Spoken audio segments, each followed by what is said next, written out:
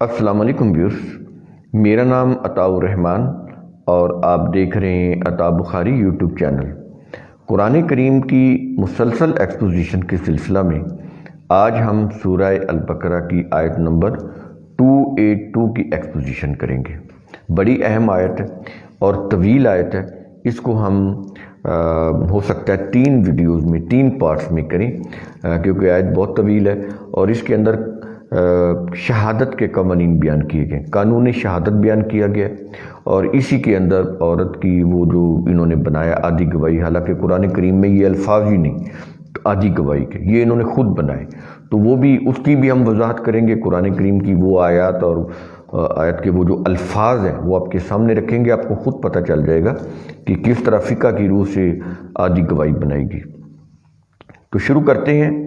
یا ایھا الذین آمنو، اے جماعت مومنین، اذا تداینتم بدین الی اجل مسمى فاکتبوہ۔ یہ دیکھیں، اب قرآن یہ اس طرح قوانین دے رہا ہے جیسے کوئی قانون سازی ہوتی ہے نا، اس کے اندر لیجسلیشن ہوتی ہے اور اس کی لیگل ڈرافٹنگ ہوتی ہے، بالکل یہ لیگل ڈرافٹنگ ہے۔ اب غور سے سنیے کیا کہتا ہے کہ جب تم کسی وقت مقرر تک آپس میں ادھار کا معاملہ کرو تو اسے لکھ لیا کرو، یعنی 2 آدمی ہیں یا 5 آدمی ہیں وہ آپس میں ادھار کا معاملہ کر رہے ہیں، تو کہتا ہے اس میں ایک تو وقت بھی مقرر کر لو کہ یہ کب تک کا معاملہ ہے، ادھار کتنے پیریڈ کا ہے، 1 سال کا ہے، 6 ماہ کا ہے، کتنے کا ہے، تو کہتا ہے ایک تو وہ بھی ڈیفائن کر لو، الی اجل مسمى، یعنی وقت مقرر تک ایک تو وہ مقرر کر لو کہ کتنا وقت ہے ادھار کا، اور اس میں پھر دوسری چیز کیا ہے، فَاكْتُبُوهُ، اس کی تحریر لکھ لو، زبانی کلامی نہیں، ورنہ تو وہ تو ہو سکتا ہے کل کو کہیں کہ جی یہ تو 1 سال کی بات نہیں ہوئی تھی، یہ تو 6 ماہ کی بات ہوئی تھی، تو کہتا ہے لکھ لو۔ یا وہ کہے جی میں نے تو 1 لاکھ ادھار نہیں، میں نے تو 50,000 ادھار لیا تھا، وہ کہے نہیں میں نے تو تمہیں 1 لاکھ دیا تھا، تو اس لیے وہ کہتا ہے فَاكْتُبُوهُ۔ تو 2 چیزیں اس کے اندر آ گئی کہ جب بھی تم ادھار کا معاملہ کرو تو ایک تو اس کی تحریر لکھنی ہے اور اس کے اندر یہ لکھنا ہے کہ اس کی جو پیریڈ ہے کب تک کا ہے،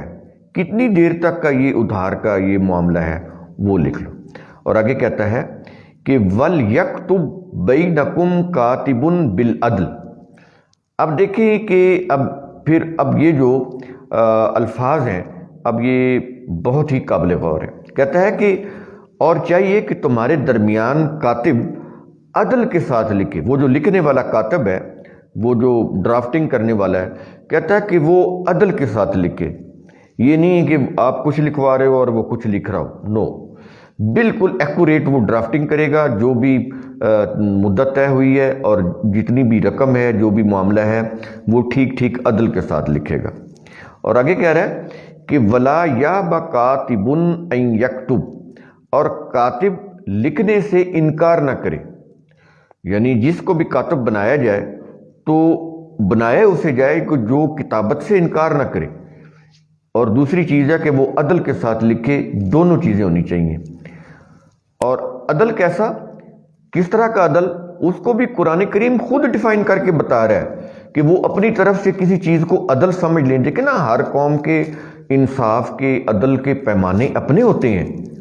ٹھیک ہے نا، تو وہ عدل کا پیمانہ کیا بتا رہا ہے، اب وہ بتا رہا ہے، کہتا ہے کہ اور کاتب لکھنے سے انکار نہ کرے، کیسے، کما علمہ اللہ، جیسا کہ اللہ نے اسے علم دیا، اللہ کے علم دیے ہوئے علم کی روح سے، ظاہر اللہ نے علم تو اپنی کتاب کے اندر دیا اور انسانوں کے اندر علم سیکھنے کی صلاحیت رکھی ہے، دونوں چیزیں ہوگی، انسان کے اندر علم سیکھنے کی صلاحیت اور کتاب اللہ میں علم، وہ جو روشنی ہے، وہ جو ہدایت ہے، وہ تو کہتا ہے کہ کاتب لکھنے سے انکار نہ کرے، جیسا کہ اللہ نے اسے علم دیا ویسے لکھے، عدل کے ساتھ لکھے اور ٹھیک ٹھیک لکھے۔ اور آگے کہہ رہا ہے کہ فَلْيَكْتُبْ، پس اسے چاہیے کہ وہ لکھ دے، کس طرح، جیسے اس کو اللہ نے علم دیا ہے وہ لکھ دے۔ اور آگے کہہ رہا ہے وَلْيُمْلِ لِلَّذِي عَلَيْهِ الْحَقُّ، اور چاہیے کہ وہ شخص لکھوائے جس پر حق ہے۔ یہاں پر قرآن کریم قرض واجب الادا کو حق کہہ رہا ہے کیونکہ اس کو دینا ہے، اس لیے اس کو حق بولتا ہے۔ حق ہوتا ہے وہ حقیقت جو حقیقت بن کر سامنے آ جائے، وہ خیالی نہ ہو، اس کو قرآن حق بولتا ہے۔ تو قرض خیالی نہیں رہنا چاہیے، پتہ نہیں ملتا بھی ہے کہ نہیں ملتا، اس لیے اس کو حق بول رہا ہے۔ کہتا ہے کہ وہ چاہیے کہ وہ شخص لکھوائے جس پر حق ہے، یعنی جس پر قرض واجب الادا ہے، جس نے قرض دینا ہے وہ تصدیقی تحریر لکھے گا، وہ تحریر کے اندر اعتراف کرے گا کہ ہاں میں نے اتنی رقم کا یا مالیت کا قرض لیا ہے، وہ اقرار نامہ لکھے گا۔ آپ جاتے ہیں نا بیان الفی، اس میں ایک اقرار نامہ ہوتا ہے، یہ وہ والی چیز ہے۔ دیکھ لیں یہ کتنے ہزاروں سال پہلے کی یہ کتاب، تو آج بھی بیان الفی میں وہی لفظ چلتا ہے، اقرار نامہ، یہ وہ اقرار نامہ ہے۔ کہتا ہے کہ اور چاہیے کہ وہ شخص لکھوائے جس کے اوپر حق یعنی قرض واجب الادا ہے،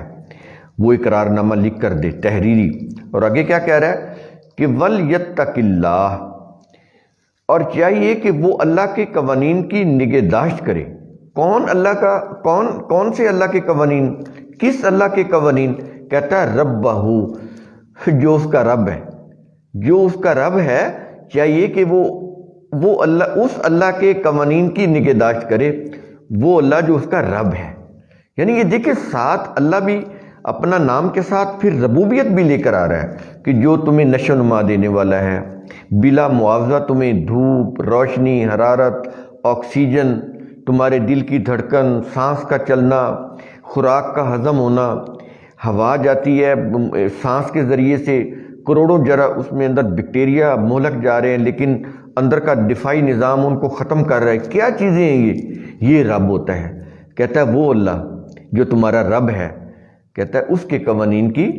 نگہداشت کرو، ان کے اوپر چلو، اس کے قوانین،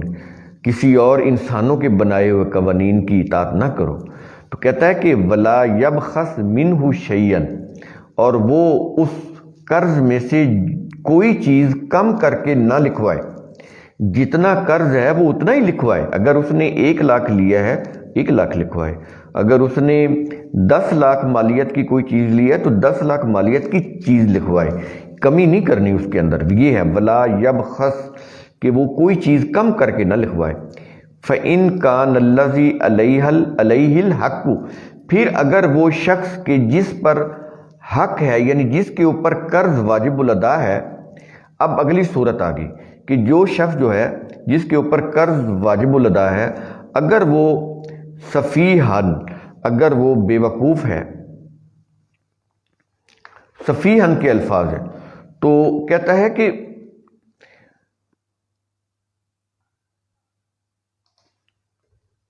اگر وہ بے وقوف ہو، او ضعیفن، یا وہ کمزور ہو، او لا یستطیع ان یمل ہوا، یا وہ خود لکھوانے کی استطاعت نہ رکھتا ہو۔ یہاں پر 3 چیزیں آ گئیں۔ ایک تو یہ ہے کہ وہ کہتا ہے کہ جو قرض لینے والا شخص ہے اگر وہ بے وقوف ہو جائے، او ضعیفن، یا کمزور ہو، او یستطیع ان یمل ہوا، یا وہ لکھوانے کی استطاعت نہ رکھتا ہو، فَلْيُمْلِلْ وَلِيُّهُ بِالْعَدْلِ، تو چاہیے کہ اس مقروض کا ولی مختار عدل کے ساتھ لکھوا دے۔ یہ جو ولی ہوتا ہے، آج کل ہم جیسے مختار نامہ دیتے ہیں نا کسی کو، تو وہ اس کو پاور آف اتھارٹی دے دیتے ہیں، پاور آف اٹارنی یا پاور آف اتھارٹی، تو وہ اس کے بہاف کے اوپر سائن کرتا ہے تو جائیداد کی خرید و فروخت بھی ہو جاتی ہے۔ یہ قانون کے اندر شک ہے۔ تو کہتا ہے کہ وہ اس کو پھر ولی بنا دے، یعنی اس کو اپنا مختار بنا دے۔ کس صورت میں؟ اگر قرض دینے والا جس کے اوپر قرض واجب ہے، اگر وہ بے وقوف ہو جائے، یعنی اس کی عقل نہ کام کرنے لگے، یا وہ اتنا کمزور ہو جائے کہ، یا پھر وہ اتنا اس کے پاس طاقت ہی نہ ہو، تو کہتا ہے کہ پھر اسے چاہیے کہ مقروض کا ولی یعنی مختار عدل کے ساتھ لکھوا دے۔ وہ پھر جو مختار ہوگا نا اس کا، وہ عدل کے ساتھ لکھوا دے، جو بھی اس کا معاملہ ہے، قرض کا جو بھی معاملہ ہے وہ اس کو لکھوا دے۔ تو یہ پہلا حصہ ہم نے یہاں تک کیا ہے کیونکہ یہ آیت بڑی طویل ہے، تو اس آیت کے اندر قانون شہادت بیان ہو رہے ہیں۔ اب ہم اگلی آیت کے اندر بتائیں گے کہ وہاں پر کیا چیز ہے، تو اس میں بھی آپ ہمارے ساتھ رہیے تاکہ یہ آیت آج ہی پوری ہو جائے۔ شکریہ۔